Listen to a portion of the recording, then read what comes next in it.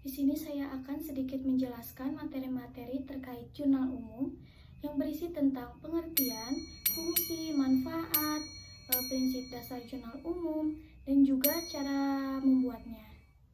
Langsung aja ke materi yang pertama, yaitu pengertian. Jurnal umum akuntansi adalah salah satu istilah yang dipakai dalam sistem pencatatan keuangan.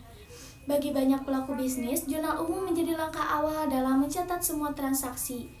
Untuk itu, sebagai pelaku bisnis perlu memahami apa itu jurnal umum dalam pencatatan akuntansi. Jurnal umum adalah sebuah media untuk mencatat semua transaksi dalam aktivitas bisnis yang disusun secara kronologis. Media untuk mencatat semua transaksi yang terjadi dalam proses akuntansi adalah jurnal umum.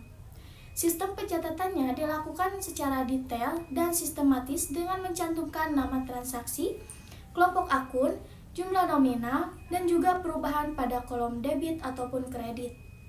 Biasanya pencatatan jurnal dilakukan selama satu periode tertentu yang sudah ditetapkan. Dapat disimpulkan bahwa jurnal umum adalah jurnal untuk mencatat semua aktivitas keuangan dalam bisnis yang dilakukan selama periode tertentu untuk mempermudah pengelolaan keuangan. Meskipun demikian, proses pembuatan jurnal umum tidak bisa dilakukan secara sembarangan dan harus sesuai dengan dasar ilmu akuntansi. Dirangkum dari buku Pengantar Akuntansi oleh Margo Saptowinarko Prasetyo dan kawan-kawan, dijelaskan bahwa jurnal umum adalah sebuah jurnal yang dipergunakan untuk tempat melakukan pencatatan bagi segala jenis bukti transaksi keuangan yang muncul akibat terjadinya berbagai transaksi keuangan perusahaan dalam suatu periode tertentu. Jurnal umum ini kebanyakan dipergunakan dalam akuntansi perusahaan, jasa yang dicatat secara kronologis, sedangkan dalam akuntansi perusahaan dagang lebih efektif menggunakan jurnal khusus. Adapun tujuan jurnal umum, tujuan dibuatnya jurnal umum ini tentunya untuk melakukan identifikasi dalam berbagai hal yang berkaitan dengan transaksi keuangan sebuah perusahaan. Tujuan yang pertama yaitu mengidentifikasi setiap transaksi keuangan yang terjadi dalam perusahaan. Yang kedua, untuk melihat dan menentukan nilai transaksi yang terjadi. Dan yang ketiga, untuk mengetahui dampak ekonomi transaksi. Dan yang terakhir, dapat memudahkan proses pemindahan dampak transaksi ke akun yang sesuai. Jurnal umum juga memiliki 5 fungsi penting dalam perusahaan jasa, yaitu fungsi yang pertama ada fungsi historis, artinya jurnal umum melakukan pencatatan setiap transaksi berdasarkan tanggal terjadinya transaksi.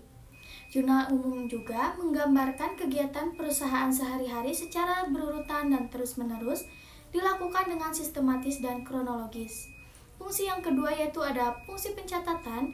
Jurnal umum digunakan untuk mencatat setiap transaksi yang terjadi dalam perusahaan jasa. Setiap perubahan transaksi yang terjadi harus dicatat terlebih dahulu ke dalam jurnal umum. Proses ini dilakukan agar pembuatan laporan keuangan perusahaan lengkap. Dan fungsi yang ketiga yaitu ada fungsi analisis. Pencatatan dalam jurnal umum merupakan hasil analisis transaksi berupa pendebitan dan juga pengkreditan akun yang sudah terpengaruh. Analisis ini meliputi penggolongan nama akun, pencatatan dalam debit ataupun kredit, serta jumlahnya. Fungsi yang keempat ada fungsi instruksi, yaitu catatan yang terdapat dalam jurnal umum merupakan perintah untuk mendebit atau mengkredit akun sesuai dengan catatan dalam jurnal. Pencatatan dalam jurnal umum ini bukan sebatas dokumen transaksi dalam perusahaan, tetapi juga bersifat instruksi. Dan yang terakhir ada fungsi informatif, yaitu catatan dalam jurnal umum juga memberikan penjelasan mengenai bukti pencatatan transaksi yang sudah terjadi.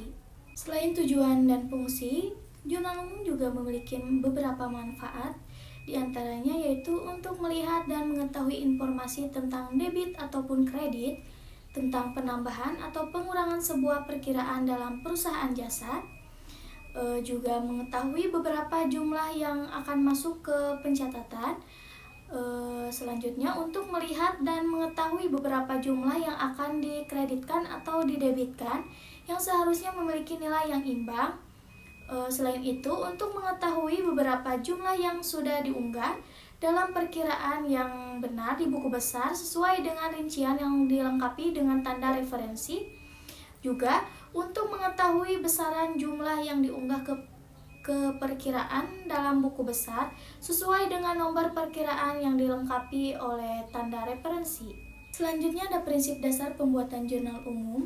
Sebelum kita memulai membuat jurnal umum, kita juga harus mengetahui dan memahami tentang prinsip dasar jurnal umum terlebih dahulu. Dari berbagai sumber yang saya ketahui, ada beberapa prinsip dasar dalam pembuatan jurnal umum, yaitu yang pertama, melakukan pengidentifikasian bukti transaksi keuangan yang dilakukan perusahaan. Dan yang kedua, menentukan akun apa saja yang terpengaruh dengan transaksi yang terjadi dan menggolongkannya dalam jenis harta, utang, ataupun modal. Dan yang ketiga, menetapkan penambahan atau pengurangan terhadap akun yang terkait dengan transaksi yang dilakukan. Dan yang keempat, menetapkan untuk mendebitkan atau mengkreditkan yang terkait dengan transaksi yang terjadi. Sebelumnya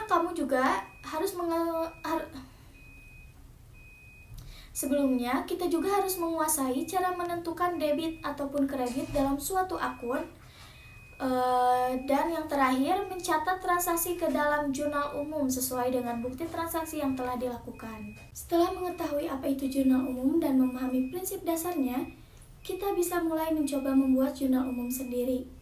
Berikut adalah beberapa hal yang perlu kita lakukan dalam membuat jurnal umum.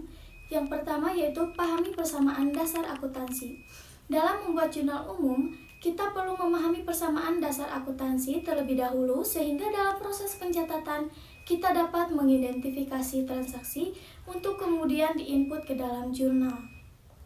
Mulai dari menentukan akun yang terlibat, menentukan pengaruh debit ataupun kredit, dan sebagainya. Untuk lebih mudah memahaminya, kita dapat memahami persamaan dasar akuntansi adalah yaitu aset sama dengan utang ditambah modal. Dari persamaan dasar tersebut kemudian diperluas lagi menjadi aset sama dengan utang ditambah modal, ditambah pendapatan dikurangi beban. Dengan memahami persamaan ini, kita akan memudahkan dalam mengenali kelompok-kelompok akun. Jadi ketika proses pencatatan transaksi dapat menentukan kelompoknya dengan cepat. Tidak hanya itu, seorang perlu mengetahui saldo normal dari akun-akun yang terdapat pada jurnal umum. Berikut adalah tabel saldo normal akun. Yang pertama yaitu ketika aset bertambah, catatlah pada debit. Jika berkurang, catatlah pada kredit. Sedangkan saldo normal dari akun aset ada di sisi debit. Yang kedua yaitu akun utang atau kewajiban bersifat kebalikan dari akun aset. Ketika utang bertambah, catatlah pada sisi kredit. Ketika berkurang, catatlah pada sisi debit. Saldo normal akun utang ada pada sisi kredit. Yang ketiga yaitu akun normal, bersifat sama dengan akun utang. Ketika modal bertambah, catat pada sisi kredit. Ketika berkurang, catat akun modal pada sisi debit. Saldo normal akun utang ada pada sisi kredit. Ketika pendapatan Dan yang keempat, ketika pendapatan bertambah, catat pada sisi kredit. Jika berkurang, catat akun pendapatan di sisi debit, sedangkan saldo normal akun pendapatan ada di sisi kredit. Dan yang terakhir, yang kelima, yaitu ketika akun beban bertambah, catatlah pada sisi debit. Jika beban berkurang, catatlah pada sisi kredit. Sementara saldo normal beban ada pada sisi debit. Itulah contoh tabel pada akunnya. Dengan memahami persamaan dasar akuntansi, kita dapat dengan mudah mengenali jenis-jenis akun. Misalnya yang termasuk akun aset ialah persediaan, alat produksi, kendaraan, dan sebagainya. Selain itu, kita juga dapat memahami saldo normal masing-masing akun dalam jurnal umum. Misalnya, untuk akun modal dan aktiva ada di sisi debit, dan akun kewajiban ada di sisi kredit, sehingga kita dapat menentukan pengaruh setiap transaksi ke akun terkait. Penjurnalan transaksi perusahaan memegang peranan penting dalam siklus akuntansi perusahaan.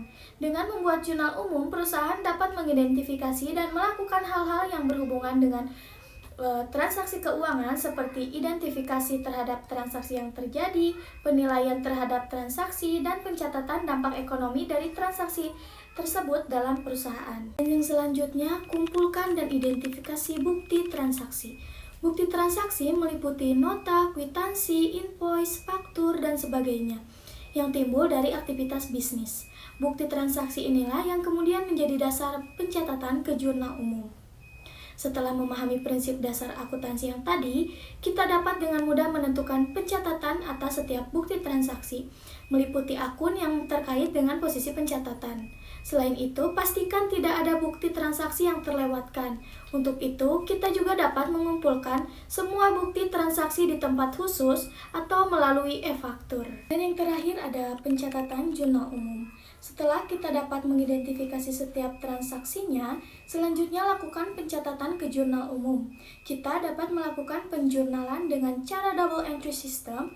Sistem tersebut merupakan pencatatan transaksi yang memiliki dua dampak terhadap posisi keuangan, yaitu debit dan kredit dalam jumlah yang sama. Ketika sudah berhasil membuat jurnal umum, maka siklus akuntansi dapat berjalan dan dapat menghasilkan laporan keuangan perusahaan yang rapi. Berikut ini adalah contoh jurnal umum yang sederhana dan biasa dipraktikkan dalam berbagai jenis laporan keuangan perusahaan. Yang jurnal umum ini memiliki format standar yang terdiri dari kolom-kolom berikut, yaitu yang pertama ada tanggal terjadinya transaksi, dan yang kedua yaitu ada keterangan, yaitu keterangan singkat tentang transaksi, dan yang ketiga ada referensi, yaitu nomor akun yang digunakan, dan yang keempat ada debit, yaitu jumlah yang bertambah pada akun, dan di sisi kredit yaitu ada jumlah yang berkurang pada akun. Itulah contoh tabel pada jurnal umum. Sekian materi yang dapat saya sampaikan. Mohon maaf bila ada kesalahan, dan selanjutnya akan dilanjutkan ke siklus akuntansi berikutnya. Terima kasih. Sini saya akan menjelaskan tentang apa itu buku besar akuntansi. Buku besar akuntansi adalah alat yang digunakan untuk mencatat semua transaksi keuangan suatu perusahaan. Ini mencakup segala jenis transaksi, mulai dari pembelian, penjualan, hingga transaksi kas. Buku besar menciptakan gambaran rinci tentang keuangan perusahaan, kemungkinan pemilik bisnis, manajemen, manajer keuangan, dan akuntansi untuk mengatasi posisi keuangan yang lebih baik. Fungsi utama buku besar yaitu buku besar akuntansi memiliki beberapa fungsi kunci dalam pengelolaan keuangan perusahaan. Yang pertama, mencatat transaksi. Fungsi utama buku besar adalah mencatat semua transaksi keuangan yang terjadi dalam perusahaan. Ini mencakup semua transaksi baik yang berhubungan dengan pemasukan maupun pengeluaran. Yang kedua, menyusun data. Buku besar membantu dalam pengelompokan dan pengaturan data keuangan perusahaan. Data ini diurutkan berdasarkan jenis transaksi, membuatnya lebih mudah untuk dianalisis. Yang ketiga, pemantauan keuangan. Buku besar memberikan pandangan yang jelas tentang posisi keuangan perusahaan. Ini memungkinkan pemilik bisnis dan manajer untuk memantau dan mengontrol keuangan perusahaan dengan lebih baik. Yang keempat, pelaporan pajak. Buku besar membantu dalam persiapan laporan pajak yang akurat. Ini memastikan bahwa perusahaan membayar pajak dengan benar dan menghindari masalah dengan otoritas pajak. Yang kelima, pengambilan keputusan. Data dari buku besar digunakan sebagai dasar untuk pengambilan keputusan informasi yang akurat, membantu manajemen untuk membuat keputusan keuangan yang lebih baik. Ada pula jenis-jenis buku besar.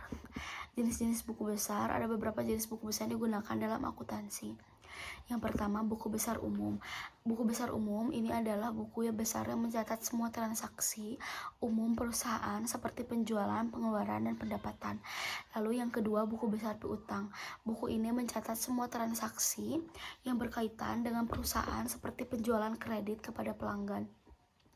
Lalu yang ketiga, buku besar utang. Buku ini mencatat semua transaksi yang berkaitan dengan utang perusahaan seperti pembayaran kepada pemasok. Yang keempat, buku besar kas. Buku ini mencatat semua transaksi kas seperti penarikan tunai atau setoran ke bank. Lalu, mengapa sih buku besar akuntansi itu penting? Buku besar akuntansi adalah alat yang sangat penting dalam mengelola keuangan perusahaan. Beberapa alasan mengapa buku besar ini penting. Yang pertama, pemantauan keuangan. Dengan buku besar, perusahaan dapat memantau dan melacak semua transaksi keuangan mereka dengan mudah. Yang kedua, pelaporan pajak. Buku besar membantu dalam penyusutan laporan dan memastikan bahwa perusahaan membayar pajak dengan benar. Lalu yang ketiga, perencanaan keuangan. Informasi dari buku besar membantu perusahaan dalam merencanakan anggaran dan kebijakan keuangan. Lalu yang terakhir, pengambilan keputusan. Buku besar menyediakan data yang diperlukan untuk mengambil keputusan yang cerdas dalam bisnis. Ada pula contoh buku besar akuntansi. Yang pertama, buku besar umum, pertimbangan perusahaan fiktif ABC Furnitur. Mereka mencatat semua transaksi mereka dalam buku besar umum. Di sini mereka mencatat pembelian bahan baku, pembelian gaji karyawan, penjualan furnitur, dan pengeluaran lainnya. Setiap transaksi dicatat dalam rinci termasuk tanggal, deskripsi, dan jumlah. Lalu yang kedua ada buku besar piutang. Perusahaan XYZ Elektronik memiliki buku besar piutang. Mereka mencatat semua penjualan yang dibuat penundaan pembayaran. Setiap faktur yang dikirim kepada pelanggan dicatat dalam buku besar. Ketika pelanggan membayar, pembayaran tersebut juga dicatat di buku besar piutang. Lalu yang ketiga, contoh buku besar kas. LMN Cafe menggunakan buku besar kas untuk mencatat semua transaksi kas mereka. Ini termasuk penerimaan uang tunai dari pelanggan yang membayar pesanan dan minuman, serta pengeluaran untuk pembelian bahan baku dan pembayaran gaji karyawan. Lalu buku besar akuntansi merupakan landasan dalam pengelolaan keuangan perusahaan. Dengan pemahaman yang mendalam tentang fungsi buku besar, kita dapat memastikan bahwa catatan keuangan perusahaan Anda selalu akurat dan terorganisir. Dengan penggunaan buku besar yang tepat, kita dapat memonitor kondisi keuangan perusahaan, membuat laporan pajak dengan mudah, dan mengambil keputusan finansial yang lebih cerdas. Pastikan kita untuk menjaga buku besar dengan baik dan rutin melakukan rekonsiliasi untuk menjaga ketepatan dan keseimbangan. Ada pula struktur buku besar. Setiap akun dalam buku besar memiliki format dasar yang terdiri dari nama akun, nama dari setiap akun seperti kas, piutang, hutang usaha. Lalu yang kedua, nomor akun, nomor identifikasi dari setiap akun. Lalu yang ketiga, kolom debit dan kredit. Dua kolom utama untuk mencatat perusahaan. Kolom utama dan mencatat perubahan debit dan kredit pada akun tersebut. Yang terakhir, saldo akhir, jumlah akhir dari saldo akun setelah semua transaksi diposting. Lalu ada jenis-jenis akun dalam buku besar. Yang pertama, akun aset, mencakup semua aset yang dimiliki perusahaan seperti kas, piutang, dan persediaan. Lalu yang kedua, akun kewajiban, mencakup semua hutang dan kewajiban seperti hutang usaha dan hutang bank. Lalu yang ketiga, akun ekuitas, mencakup ekuitas pemilik seperti modal pemilik dan laba ditahan. Lalu yang keempat, akun pendapatan, mencakup semua sumber pendapatan seperti penjualan, pendapatan bunga. Dan yang kelima, akun beban, mencakup semua biaya dan pengeluaran seperti beban gaji dan beban operasional. Batasan buku besar, yang pertama ada kompleksitas. Dalam perusahaan besar, dalam banyak transaksi, buku besar bisa menjadi sangat kompleks dan membutuhkan sistem komputerisasi. Dan yang kedua, kesalahan manual. Jika pencatatan dilakukan secara manual, resiko kesalahan pencatatan lebih tinggi. Teknologi dalam pencatatan buku besar. Dengan kemajuan teknologi, banyak perusahaan menggunakan perangkat lunak akuntansi yang untuk mencatat dan memelihara buku besar. Hal ini membantu mengurangi kesalahan manual, meningkatkan efisiensi, dan mempermudah akses serta analisis dalam data keuangan. Buku besar juga adalah elemen penting dalam sistem akuntansi yang memberikan gambaran lengkap tentang semua transaksi keuangan suatu perusahaan. Dengan memahami dan menggunakan buku besar yang benar, perusahaan dapat memastikan keakuratan laporan keuangan yang membuat keputusan yang bisnis yang lebih baik. Lalu, sebagai pemilik bisnis dan pengelola keuangan, buku besar adalah alat yang penting yang harus kita kuasai agar perusahaan dapat berkembang dan sukses.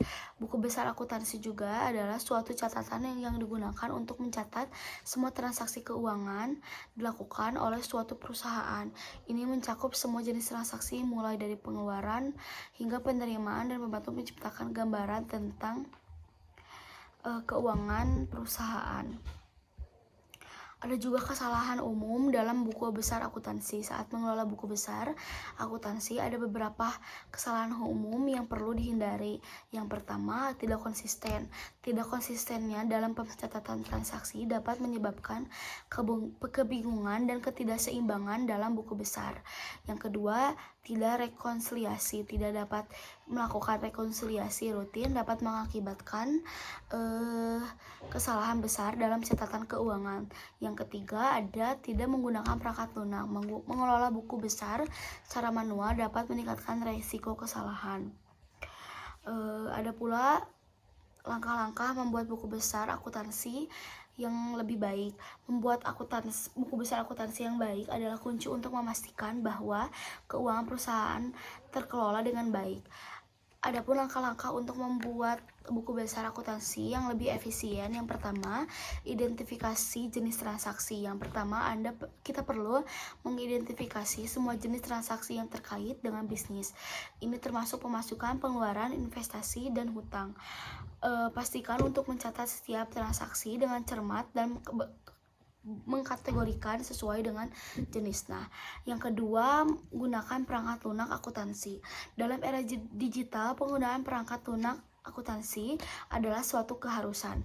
Perangkat lunak ini juga membantu Anda mencatat dan melacak transaksi lebih mudah. Pastikan untuk memilih perangkat lunak yang sesuai dengan kebutuhan bisnis kita. Yang ketiga, atur rekening yang jelas. Buat rekening yang jelas dan terorganisasi dalam buku besar. Misalnya, kita dapat memiliki rekening terpisah untuk pemasukan, pengeluaran, aset, dan hutang. Ini juga membantu kita untuk melihat gambaran yang lebih jelas tentang keuangan perusahaan kita. Yang keempat, catat transaksi setiap hari. Kedisiplinan adalah kunci. Pastikan untuk mencatat setiap transaksi setiap hari. Ini juga akan membantu kita bahwa buku besar kita telah terkini dan akurat. Lalu, rekonsiliasi rutin. Lakukan rekonsiliasi rutin untuk memastikan saldo buku besar sesuai dengan saldo rekening bank dan catatan keuangan lainnya. Rekonsiliasi adalah langkah penting untuk menghindari kesalahan dan perbedaan dalam catatan keuangan. Jadi kesimpulannya, buku besar akuntansi juga adalah landasan dalam pengelolaan keuangan perusahaan. Dengan pemahaman yang mendalam tentang fungsi buku besar, kita juga dapat memastikan bahwa catatan keuangan perusahaan dapat terorganisir. Buku besar akuntansi juga merupakan suatu catatan yang digunakan untuk mencatat semua transaksi baik dalam suatu perusahaan. Ini juga mencakup semua jenis transaksi, mulai dari pengeluaran hingga penerimaan. Juga membantu dalam menciptakan gambaran yang jelas tentang keuangan perusahaan. Buku besar ini juga biasanya digunakan oleh para akuntan manajer keuangan untuk melacak kegiatan keuangan perusahaan. Di sini saya akan menjelaskan tentang neraca saldo. Neraca saldo adalah kegiatan pencatatan pada setiap transaksi perusahaan yang meliputi laporan penjualan, biaya, hutang, piutang, dan lain sebagainya. Ini berarti dalam setiap neraca saldo menyajikan total untuk setiap akun aset, kewajiban, ekuitas, pendapatan, beban, keuntungan, dan juga kerugian. Ini membantu untuk melacak dan memahami bagaimana uang telah dihabiskan atau diperoleh selama periode waktu tersebut. Hal ini juga dapat membantu untuk memonitor dan mengelola keuangan secara lebih efektif. Sederhananya, pengertian neraca saldo adalah bagian dari laporan keuangan yang mencantumkan setiap saldo pada akun buku besar akuntansi. Kemudian, selanjutnya ada fungsi neraca saldo. Fungsi neraca saldo dijalankan sebagai bagian dari proses penutupan akhir bulan. Proses ini terutama digunakan untuk memastikan bahwa total semua debit sama dengan semua total kredit. Fungsi dari neraca saldo adalah untuk memastikan bahwa tidak ada entry jurnal yang tidak seimbang dalam sistem akuntansi yang tidak memungkinkan untuk menghasilkan laporan keuangan yang akurat. Dalam istilah lainnya, fungsi neraca saldo adalah untuk memverifikasi apakah saldo debit dan kredit menunjukkan jumlah yang seimbang. Oleh sebab itu, setiap akhir periode perlu dibuat neraca saldo. Data atau akun yang disusun neraca saldo adalah saldo-saldo yang terdapat pada buku besar. Tujuan dibuatnya neraca saldo adalah untuk sebagai cara mengetahui keseimbangan jumlah debit dan kredit pada akun buku besar. Neraca saldo membantu untuk menguji kebenaran jumlah sisi debit dan sisi kredit pada saldo-saldo akun buku besar. Kemudian secara umum, fungsi neraca saldo yaitu yang pertama, mempersiapkan pembuatan laporan akhir keuangan pada suatu perusahaan. Yang kedua, mencatat setiap data yang ada pada setiap akun. Yang ketiga, mengoreksi seluruh catatan dan siklus akuntansi. Dan yang terakhir yaitu pengawasan pada setiap akun dalam keuangan perusahaan. Selanjutnya yaitu ada jenis neraca saldo. Jenis neraca saldo di sini ada 3 jenis. Yang pertama, neraca saldo yang belum disesuaikan. Ini dibuat setelah semua transaksi diposting ke buku besar. Disiapkan untuk menentukan apakah terdapat kesalahan dalam debit atau kredit yang diposting ke dalam buku besar. Neraca saldo ini akan memudahkan untuk menemukan kesalahan pencatatan dan membantu untuk mengaudit laporan keuangan. Kemudian yang kedua yaitu neraca saldo setelah penyesuaian. Ini dibuat setelah proses penyesuaian ke akun-akun tertentu. Neraca ini sangat penting karena jika tidak dilakukan, akan menghasilkan laporan keuangan yang kurang valid. Kemudian yang terakhir atau yang ketiga, yaitu neraca saldo penutup. Ini digunakan untuk memastikan buku besar telah memiliki saldo awal untuk periode berikutnya. Neraca ini adalah langkah akhir dalam suatu periode akuntansi setelah ayat jurnal penutup dimasukkan. Semua akun dan saldo dalam daftar ini harus sama dengan akun dan saldo neraca pada akhir periode. Selanjutnya yaitu ada fungsi neraca saldo. Yang pertama yaitu fungsi pencatatan. Neraca saldo berfungsi untuk mencatat semua data akun. Fungsi ini sangat penting dan sangat dibutuhkan, terutama dalam bidang akuntansi. Yang kedua yaitu fungsi koreksi. Neraca saldo berfungsi untuk memperbaiki kesalahan pencatatan, misalnya terdapat kekurangan catatan saldo maupun kelebihan. Yang ketiga yaitu fungsi monitoring. Neraca saldo juga digunakan untuk pengawasan atau monitoring. Dengan neraca saldo, laporan keuangan dapat lebih terkontrol. Yang keempat yaitu fungsi persiapan. Neraca saldo berfungsi untuk mempersiapkan pembuatan laporan keuangan di akhir periode. Selain itu, neraca ini dapat dimanfaatkan untuk rujukan perencanaan bisnis pada periode berikutnya. Secara umum, fungsi neraca saldo adalah sebagai berikut. Yang pertama yaitu mempersiapkan pembuatan laporan akhir keuangan pada suatu perusahaan. Yang kedua yaitu mencatat setiap data yang ada pada setiap akun. Yang ketiga, mengoreksi seluruh catatan dan siklus akuntansi.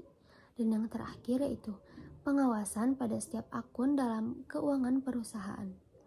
Kemudian yaitu ada manfaat penyusunan neraca saldo.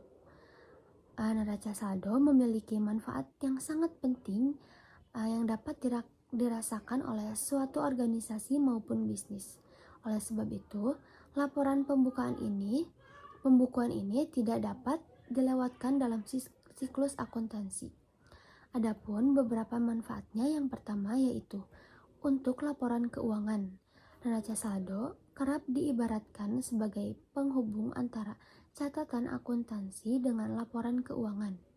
Neraca saldo dapat memudahkan Anda jika ingin menyiapkan laporan keuangan. Yang kedua, mengurangi resiko kesalahan. Neraca saldo dapat menunjukkan jika terjadi kekeliruan dalam pembukuan jurnal maupun buku besar. Dengan demikian, jika terjadi kesalahan tersebut, kita bisa segera memperbaikinya. Yang kemudian yaitu ada jenis-jenis neraca saldo. Yang pertama, neraca saldo yang belum disesuaikan.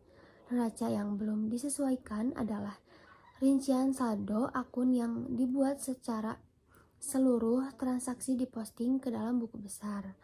Data saldo-saldo tersebut kemudian dipindahkan ke dalam saldo. Selanjutnya ada jenis-jenis neraca saldo. Yang pertama yaitu neraca saldo yang belum disesuaikan. Neraca yang belum disesuaikan adalah rincian saldo akun yang dibuat setelah seluruh transaksi diposting ke dalam buku besar.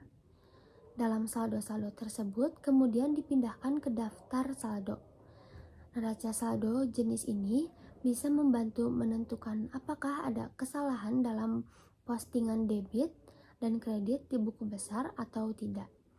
Dan dari sini, daftar saldo yang belum disesuaikan akan mempermudah untuk menemukan kesalahan yang terjadi dalam pencatatan.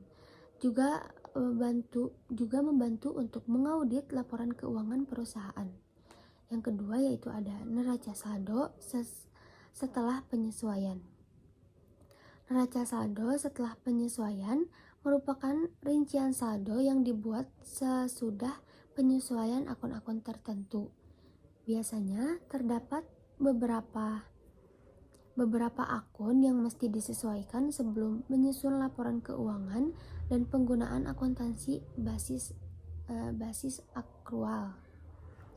Jika tidak terlebih dahulu dilakukan penyesuaian, laporan keuangan kemungkinan bisa kurang valid atau tidak menunjukkan kondisi yang sebenarnya. Kemudian yang ketiga, neraca saldo penutup. Neraca saldo penutup adalah daftar saldo yang dimanfaatkan untuk memastikan bahwa buku besar telah mempunyai saldo periode akuntansi selanjutnya. Penyusunan neraca saldo tertutup berada pada tahap akhir suatu periode akuntansi. Karena itu, seluruh akun saldo dalam daftar saldo penutup mesti sama dengan akun serta saldo di neraca akhir periode. Selanjutnya ada unsur penting dalam neraca saldo. Dalam membuat neraca saldo terdapat unsur-unsur penting yang perlu kita pahami, diantaranya yaitu aktiva. Aktiva adalah aset atau semua hal yang bernilai milik perusahaan. Kemudian penghasilan adalah pendapatan yang diperoleh dari aktivitas penjualan pada periode tertentu. Selanjutnya biaya penjualan. Biaya penjualan adalah dana yang harus dikeluarkan perusahaan untuk kegiatan penjualan dan pemasaran. Yang keempat yaitu beban. Beban adalah pengeluaran perusahaan yang digunakan untuk memperoleh barang atau jasa.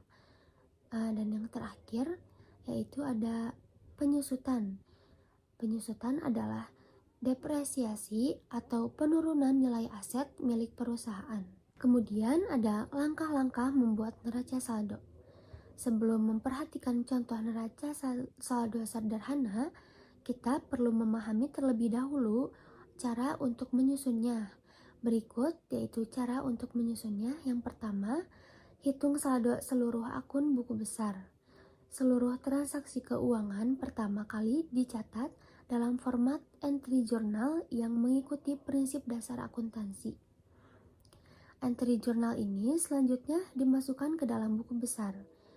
Pastikan seluruh saldo akun sesuai dengan sisi debit dan kredit. Yang kedua yaitu masukkan saldo debit dan kredit ke neraca saldo. Cara menghitung neraca saldo adalah dengan memasukkan terlebih dahulu semua sisa debit dan kredit dari buku besar ke dalamnya. Pastikan pencatatan ke format neraca saldo sudah sesuai dengan keadaan masing-masing akun dari buku besar.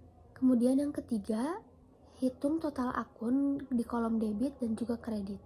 Langkah berikutnya yaitu melakukan perhitungan pada akun di masing-masing kolom debit dan juga kredit. Total hitung antara debit dan juga kredit itu harus sama. Jika hasilnya berbeda, berarti perhitungan yang kita lakukan belum tepat dan perlu memeriksa kembali daftar transaksi dalam buku besar. Untuk materi selanjutnya ada bagan perkiraan.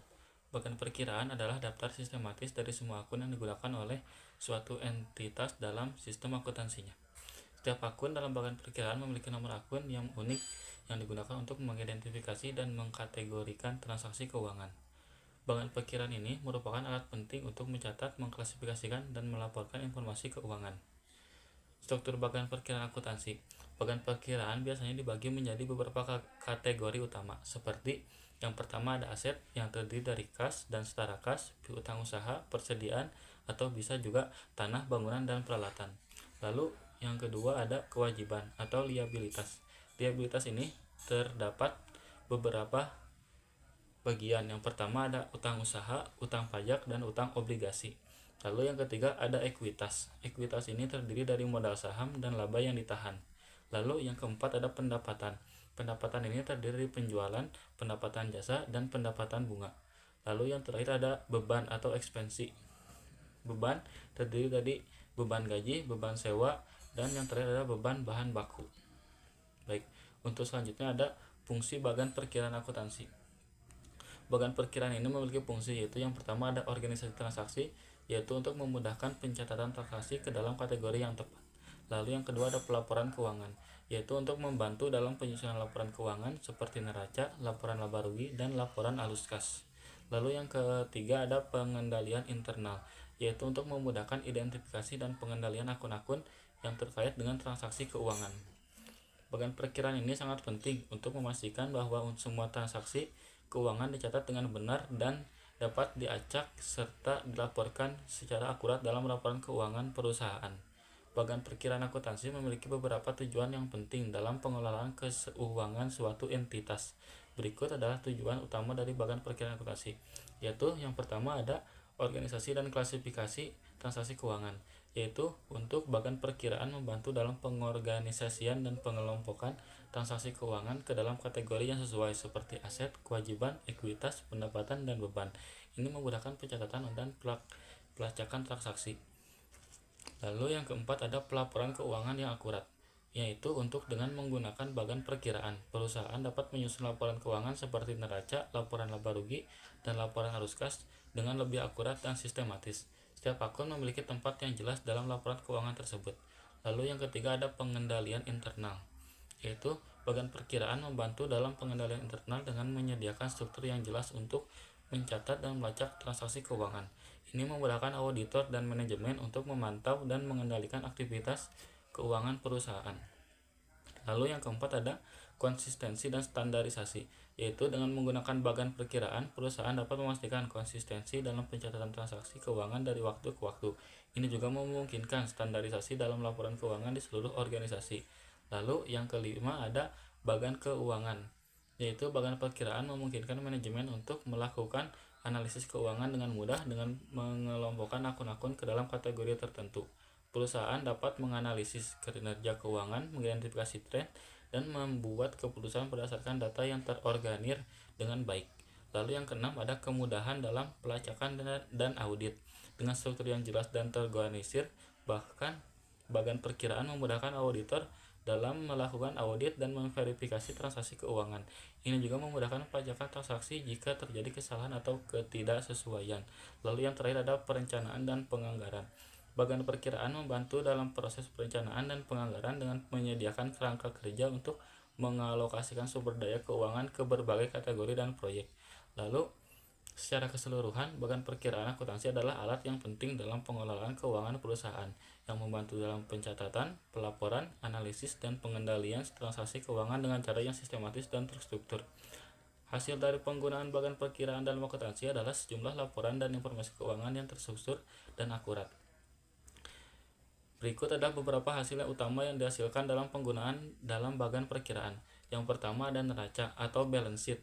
Neraca menunjukkan posisi keuangan perusahaan pada suatu titik tertentu, mencakup aset, kewajiban, dan ekuitas. Bagian perkiraan membantu mengelompokkan dan mencatat aset seperti yang tadi saya sebutkan, seperti kas, piutang, persediaan, dan lain-lain, seperti kewajiban, seperti utang usaha dan utang pajak, sehingga memudahkan penyusunan yang akurat. Lalu yang kedua ada laporan laba rugi atau income statement. Laporan ini mencatat pendapatan dan beban selama periode tertentu, memberikan gambaran tentang kinerja keuangan perusahaan. Bagian perkiraan memfasilitasi pencatatan pendapatan seperti penjualan pendapatan jasa dan beban seperti beban gaji dan beban sewa untuk menyusun laporan laba rugi. Lalu yang ketiga ada laporan arus kas, yaitu cash flow atau statement. Laporan arus kas melacak aliran masuk dan keluar kas perusahaan. Bagian perkiraan memungkinkan pengelompokan transaksi kas seperti penerimaan dari pelanggan dan pembayaran kepada pemasok, sehingga memudahkan penyusunan laporan arus kas yang mencerminkan likuiditas perusahaan. Lalu yang keempat ada perubahan ekuitas atau statement of change in equity, yaitu laporan ini menunjukkan perubahan dalam ekuitas pemilik selama periode tertentu. Bagian perkiraan membantu melacak transaksi yang mempengaruhi ekuitas seperti investasi dalam oleh pemilik dan laba yang ditahan. Lalu yang kelima ada buku besar atau general ledger. Buku besar adalah kumpulan yang mencatat semua transaksi keuangan perusahaan. Bagian perkiraan menyediakan struktur untuk buku besar, memungkinkan pencatatan transaksi ke akun-akun yang tepat, sehingga memudahkan pelacakan dan rekonsiliasi transaksi. Lalu yang keenam ada laporan manajemen. Laporan manajemen digunakan oleh manajemen perusahaan untuk membuat keputusan operasional dan strategis. Bagian perkiraan membantu menghasilkan laporan-laporan khusus yang memberikan wawasan tentang kinerja keuangan, biaya, dan profitabilitas sebagai bagian perusahaan. Lalu yang ketujuh ada analisis keuangan. Hasil dari penggunaan bagian perkiraan juga mencakup berbagai analisis keuangan seperti analisis rasio, analisis tren, dan analisis varians. Analisis ini membantu manajemen dan pemangku kepentingan dalam mengevaluasi kinerja keuangan dan kesehatan perusahaan. Lalu yang terakhir ada pelaporan pajak. Bagian perkiraan memudahkan penyusunan laporan pajak dengan menyediakan data yang terorganisir untuk menghitung kewajiban pajak, melaporkan pendapatan, dan mengklaim pengurangan pajak.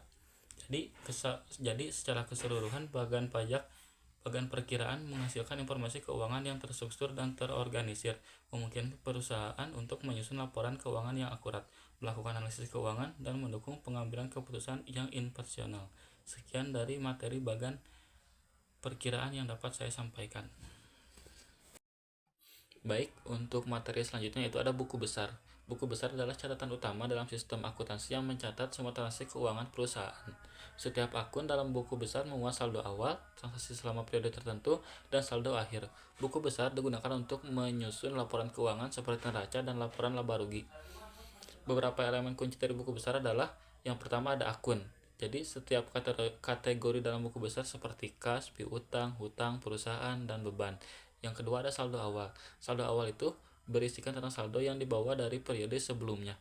Lalu ada transaksi, yaitu pencatatan setiap transaksi keuangan yang terjadi selama periode akuntansi. Lalu yang keempat ada saldo akhir, yaitu saldo setelah semua transaksi periode tersebut dicatat. Buku besar biasanya dipecah menjadi beberapa subbuku, seperti buku besar umum dan buku besar pembantu untuk memudahkan pencatatan dan pelacakan transaksi tertentu. Jadi tujuan buku besar ini yaitu pertama, untuk mencatat semua transaksi keuangan, seperti buku besar berfungsi sebagai catatan utama untuk semua transaksi keuangan yang terjadi dalam suatu periode. Ini memastikan bahwa semua transaksi tercatat dengan lengkap dan akurat.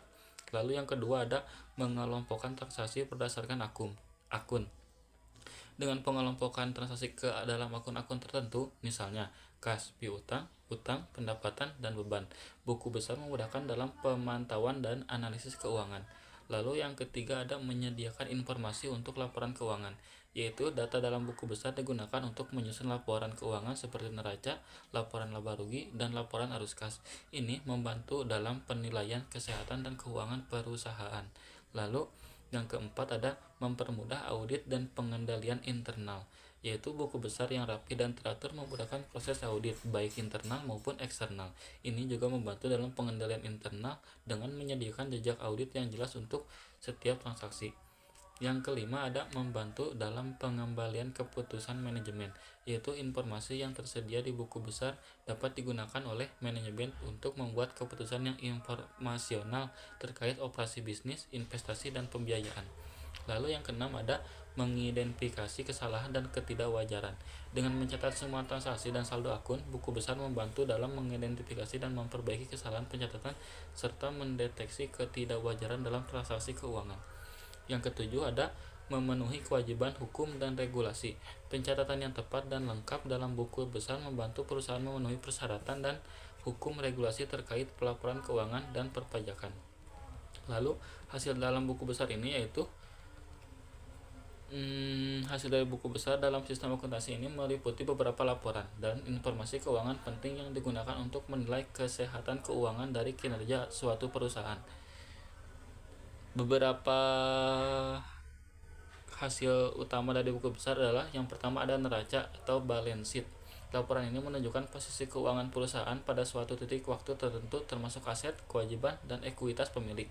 Lalu yang kedua ada laporan laba rugi atau income statement. Laporan ini menggambarkan kinerja keuangan perusahaan selama suatu periode tertentu termasuk pendapatan, beban, keuntungan, dan kerugian. Lalu yang ketiga ada laporan arus kas. Laporan ini mencatat aliran masuk dan keluar kas selama satu periode, membantu memahami bagaimana perusahaan menghasilkan dan menggunakan kas. Lalu yang keempat ada laporan perubahan ekuitas. Laporan ini menunjukkan perubahan dalam ekuitas pemilik selama satu periode, termasuk investasi pemilik, dividen yang dibayarkan, dan laba ditahan. Lalu yang kelima ada trial balance. Daftar semua akun dalam buku besar dengan saldo debit dan kreditnya.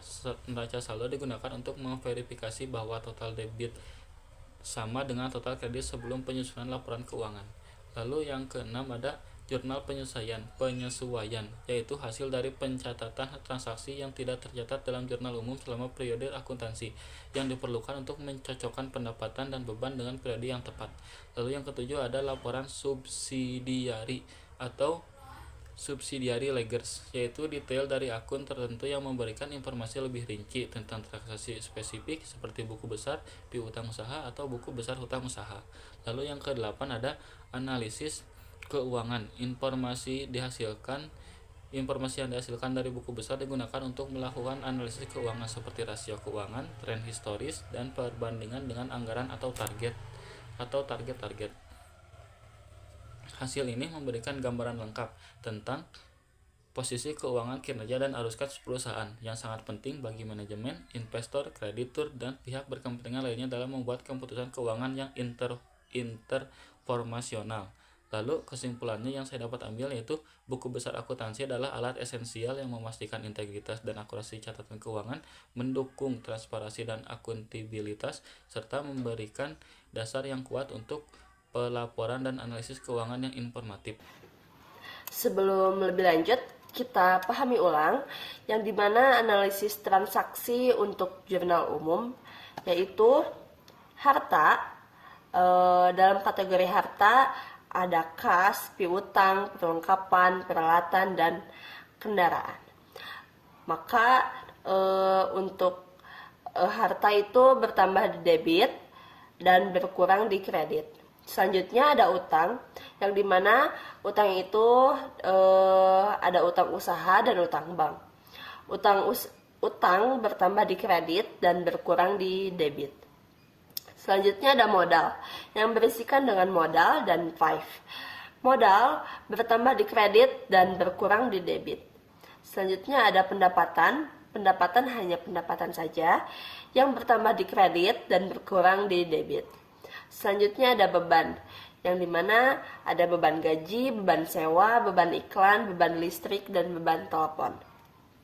Yang dimana beban itu bertambah di debit, selanjutnya berkurang di kredit.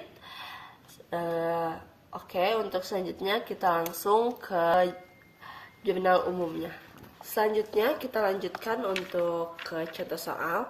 Di sini ada contoh soal dengan nama perusahaan yaitu perusahaan jasa dry clean. Untuk langkah pertama yaitu kita harus menentukan jurnal umum terlebih dahulu. Untuk jurnal umum langkah pertamanya yaitu menuliskan judul. Judul berisi 3 baris. Baris pertama menunjukkan perusahaan, baris kedua menunjukkan jenis laporan atau disebut juga jurnal umum. Baris ketiga menunjukkan periode laporan. Pada soal kali ini judulnya ialah perusahaan jasa dry clean. Jenis laporannya general journal atau jurnal umum. Selanjutnya periode laporannya yaitu per Maret 2015. Setelah itu kita buat 5 kolom, di mana kolom pertama berisi tanggal, kolom kedua berisi keterangan, kolom ketiga berisi referensi atau dapat disingkat juga dengan sebutan ref, kolom keempat disebut debit, dan kolom kelima disebut kredit. Untuk tanggal bulan Maret tanggal 1, Nyonya Nisrina memulai usahanya dengan menginvestasikan uangnya sebagai modal pertama sebesar 17.500. Ketika Nyonya Nisrina menginvestasikan uangnya ke perusahaan, maka kas bertambah di debit. Karena Nyonya Nisrina menginvestasikan uangnya yang berdampak pada modal Nyonya Nisrina sendiri atau berdampak pada modal perusahaannya. Dan juga selanjutnya modal bertambah di sebelah kredit. Agar dapat membedakan modal dan kredit, maka penulisan kredit itu agak menjorok daripada yang debit. Selanjutnya ada di tanggal 3, yaitu dibayar sewa atas ruangan untuk usahanya sebesar 1.750.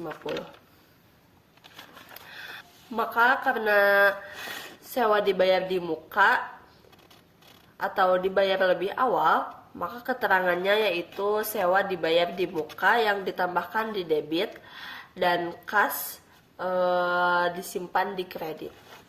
Selanjutnya ada di tanggal 9, yaitu dibeli perlengkapan kantor secara tunai dari toko Akari sebesar 1.150. Maka perlengkapan kantor bertambah di debit, lalu kasnya berkurang di kredit karena digunakan untuk membeli perlengkapan kantor. Selanjutnya ada di tanggal 11, yaitu dibeli secara kredit perlengkapan kantor dari toko UFO dari Madiun seharga 1.900.000. Maka peralatan bertambah di kredit, dan ketika membeli secara kredit utang perusahaan bertambah, maka ditulis utang perusahaan bertambah di kredit. Selanjutnya ada di tanggal 13, yaitu telah diselesaikannya pekerjaan atas jasanya dengan biaya penyelesaian 2.750.000. Jumlah tersebut masih belum diterima secara tunai. Maka dari itu nama akunnya adalah piutang, yang dimana piutang itu termasuk dalam kategori harta, maka harta bertambah di debit, sementara pendapatan jasa itu di kredit bertambah karena telah diselesaikannya pekerjaan. Selanjutnya ada di tanggal 15, yaitu dibayar beban lain-lain untuk usahanya sebesar 750.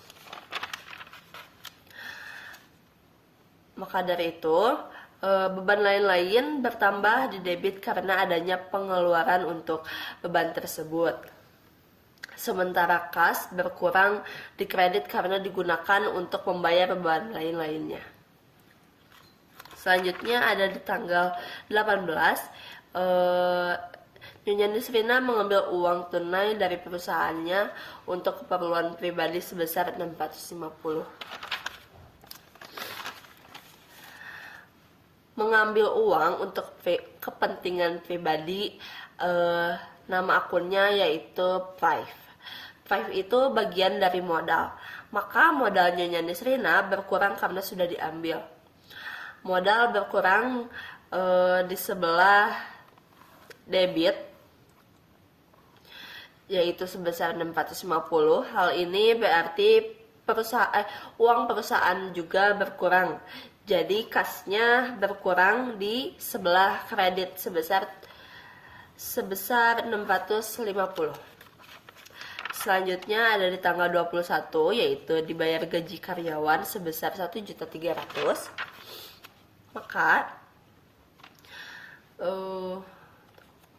Maka gaji itu dapat diartikan sebagai beban, yang dimana beban gaji bertambah di debit sebesar 1.300.000. Membayar gaji itu memakai uang, yang dimana uang itu adalah kas. Maka dari itu kas adalah harta, dan kasnya itu berkurang dari maka kasnya berkurang ada di sebelah kredit, ya, sebesar 1.300.000. Selanjutnya tanggal 24 diterima pendapatan usaha sebesar 800.000.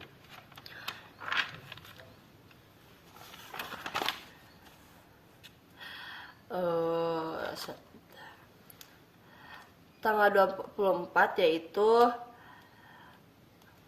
kas bertambah di debit karena adanya penerimaan pembayaran dari pelanggan, sementara pendapatan jasa bertambah di kredit karena terjadinya transaksi penjualan.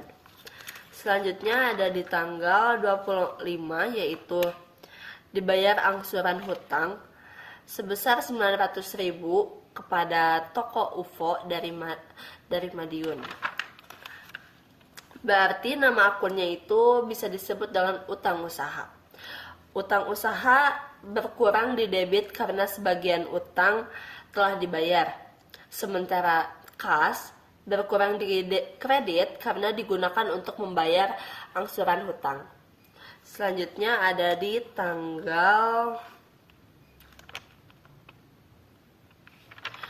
28, yaitu diterima pendapatan jasa dari usahanya sebesar 500.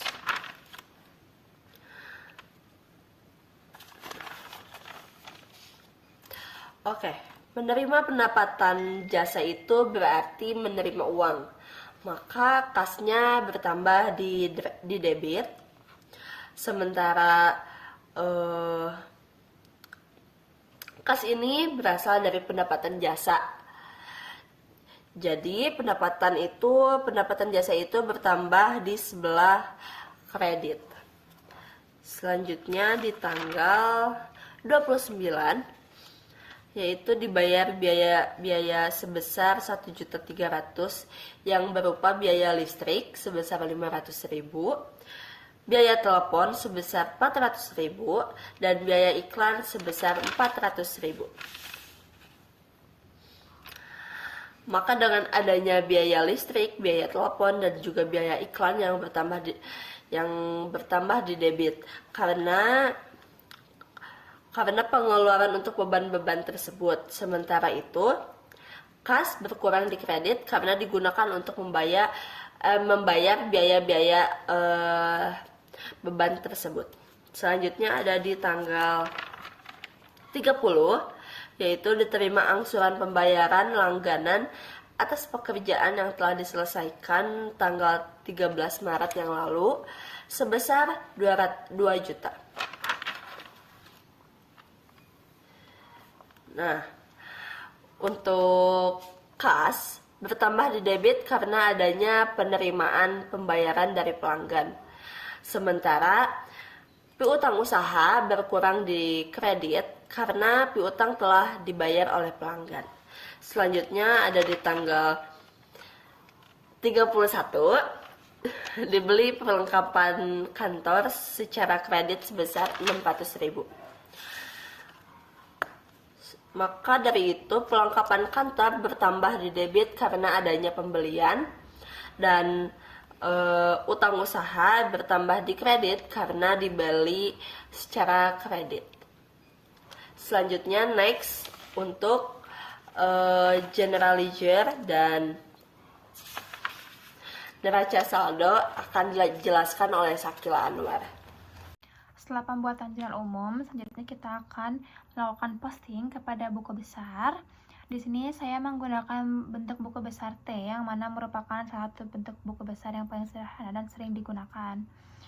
Seperti yang kita tahu, terdapat beberapa akun dalam jurnal umum yang akan kita kelompokkan kembali dalam harta, utang, modal pendapatan, dan beban. Seperti yang kita tahu, terdapat berbagai akun dalam jurnal umum yang akan kita posting ke dalam buku besar, seperti kas, modal, beban, perlengkapan, peralatan, dan lain-lain. Kita kelompokkan kembali pada masing-masing akun dan kita mulai posting ke dalam buku besar. Kita awali dengan kas yang merupakan harta dengan nomor akun diawali dengan angka 1, yaitu 111. Dalam jurnal umum terdapat kas sebesar 17.500.000 dalam debit yang akan kita posting ke dalam buku besar dan kita taruh di sebelah kiri. Di tanggal 3 terdapat kas sebesar 1.750.000 dalam kredit yang akan kita taruh dalam buku besar di sebelah kanan. Lalu di tanggal 9 terdapat kas sebesar 1.150.000 dalam kredit yang akan kita taruh di sebelah kanan. Di tanggal 15 terdapat kas sebesar 750 dalam kredit akan kita taruh di sebelah kanan. Di tanggal 18 terdapat kas sebesar 650.000 dalam kredit yang akan kita taruh di sebelah kanan. Di tanggal 21 terdapat kas sebesar 1.300 dalam kredit yang akan kita taruh di sebelah kanan. Lalu di tanggal 24 terdapat kas sebesar 800.000 dalam debit, kita taruh sebelah kiri. Di tanggal 25 terdapat kas kembali sebesar 900.000 dalam kredit yang akan kita taruh di sebelah kanan. Di tanggal 28 terdapat kas sebesar 500.000 dalam debit yang akan kita taruh sebelah kiri. Di tanggal 29 terdapat kas sebesar 1.300.000 dalam kredit yang akan kita taruh di sebelah kanan. Dan yang terakhir terdapat kas sebesar 2 juta dalam debit yang akan kita taruh di sebelah kiri.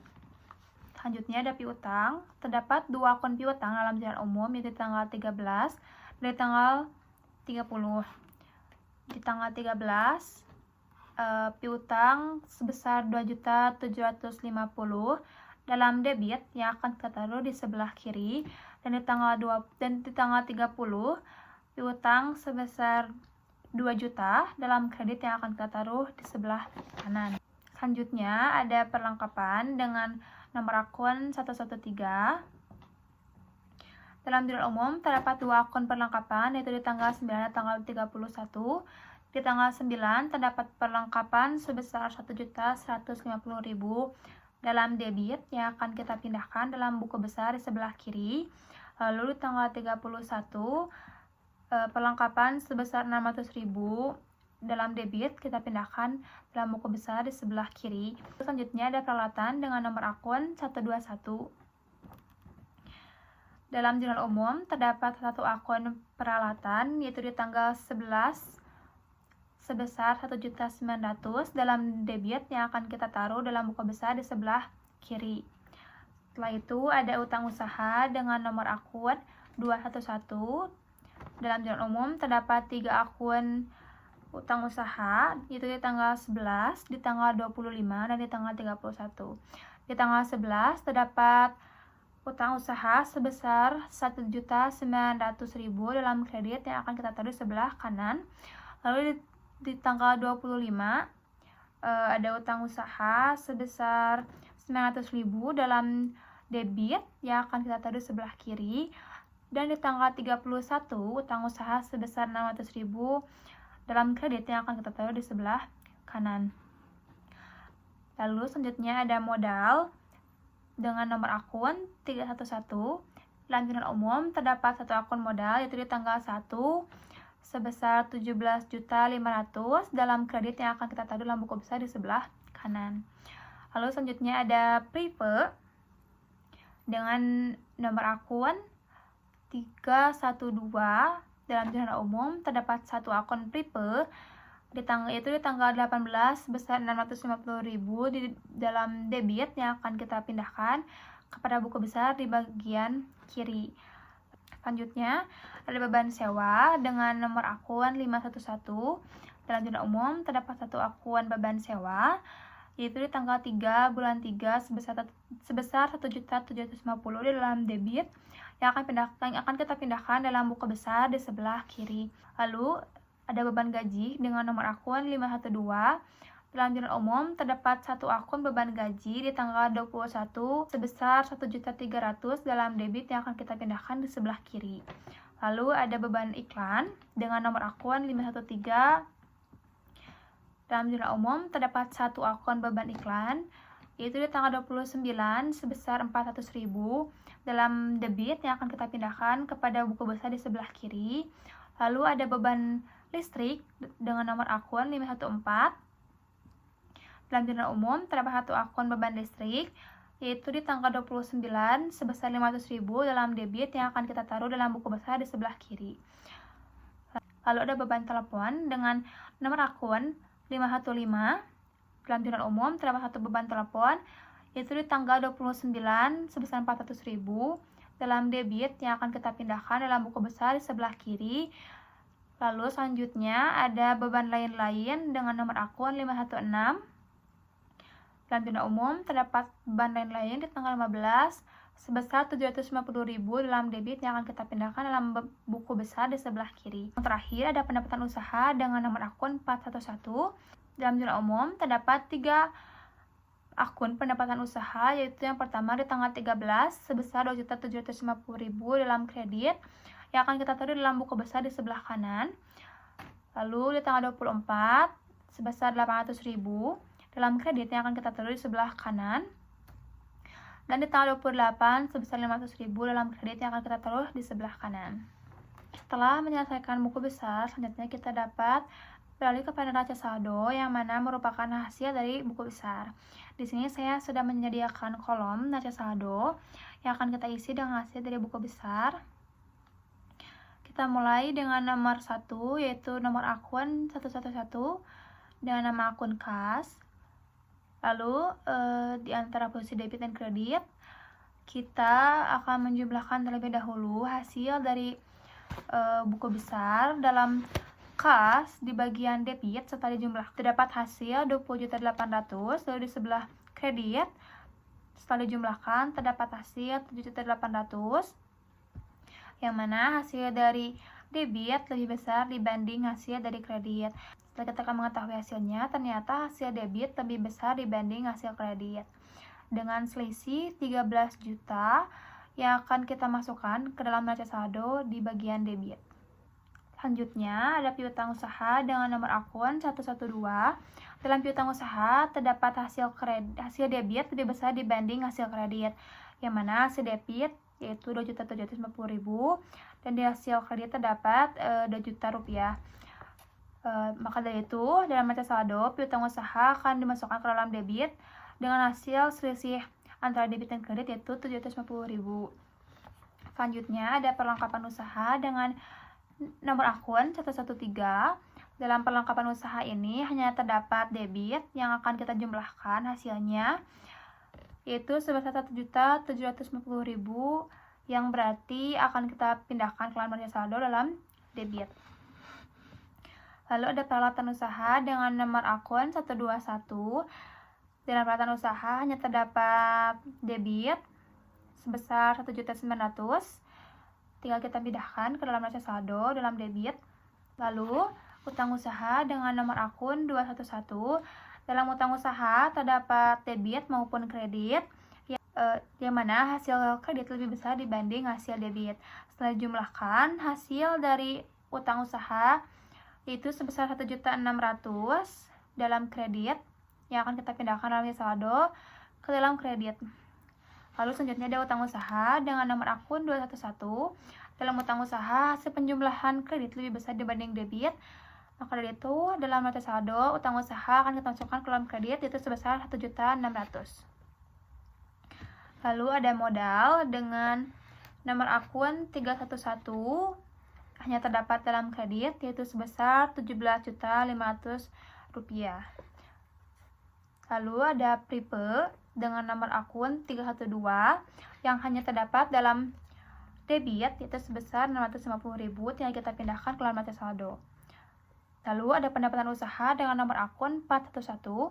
Dan pendapatan usaha yang terdapat kredit yang akan kita jumlahkan dengan hasil 4.050.000 yang akan kita taruh dalam neraca saldo dalam kredit. Lalu ada beban sewa dengan nomor akun 511. Dalam beban sewa hanya terdapat debit sebesar 1.750.000 yang akan kita pindahkan dalam neraca saldo di bagian debit. Lalu beban gaji dengan nomor akun 512 hanya terdapat dalam debit sebesar 1.300.000 yang akan kita pindahkan dalam neraca saldo di bagian debit. Lalu di beban iklan dengan nomor akun 513 hanya terdapat dalam debit sebesar 400.000 yang akan kita pindahkan dalam neraca saldo di bagian debit. Lalu ada beban listrik dengan nomor akun 514 hanya terdapat di bagian debit sebesar 500.000 yang akan kita pindahkan kepada neraca saldo di bagian debit. Lalu beban telepon dengan nomor akun 515 hanya terdapat bagian debit sebesar 400.000 yang akan kita pindahkan dalam neraca saldo di bagian debit. Lalu ada beban lain-lain dengan nomor akun 516 sebesar 750.000 di bagian debit yang berarti akan kita pindahkan ke dalam neraca saldo di bagian debit. Langkah terakhir yaitu menjumlahkan hasil pemindahan buku besar kepada neraca saldo. Hasil penjumlahan debit totalnya ada 23.150.000 dan di kredit 23.150.000 yang artinya total penjumlahan debit maupun kredit sudah seimbang.